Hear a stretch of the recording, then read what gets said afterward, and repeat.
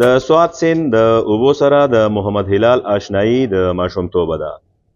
هغه د خپل پلار څخه د جال چلولو، لامبو او د میانو نیولو هنر زده کړی، خو د وخت په تېرېدو یې دا مهارت یوازې د روزګار لپاره نه بلکې د انسانانو د ژغورنې او خدمت لپاره هم وکاراوه. نوموړي د خیبر پښتونخوا په بېلابېلو سیندونو کې لسګونه ډوب شوي کسان ژغورولي او ګڼ مړي له اوبو رایستلي دي. له همدې له کبله ورته صدارتي ایوارډ ورکړل شوی دی. کله د لسو کالو مزه به خپل والد صاحب سیند ته به ومه، هغه به میان نیو، دغه میان به بیا سهار چې زما یلخ په ولګو د لسو کالو دا به ما یا منګور یا کور په کور پر خپل کلي کې داسې کور نشته چې ما ولا دغه کیلو یو نیم کیلو 2 کیلو مې نه ما په خرڅ کړی نه.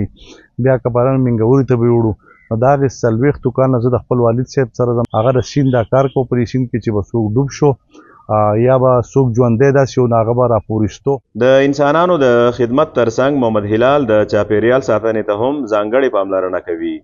نوموړي له 13 کلونو راهیسې زرګونه نیالګي کرلي او پاللي دي.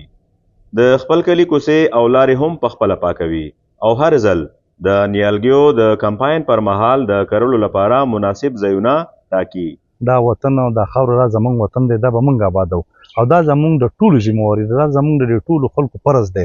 نو ما بوټی راوړی، ما د خلکو نه چندې ما صرف او صرف کرا کړی، نو ما د بوټي یو سړي ته سوال کړی چې ته بوټی والا زه به ستا په پټي کې نال کړم.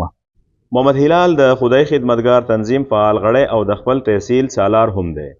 د روژې په میاشت کې بېوزلو ته د روژه ماتې تنظیم کوي او د کال په اوږدو کې د خلکو د خدمت هر فرصت غنیمت ګڼي.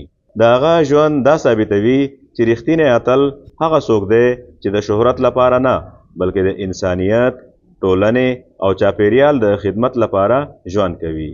عصمت علي اخون، شال نیوز، سوات.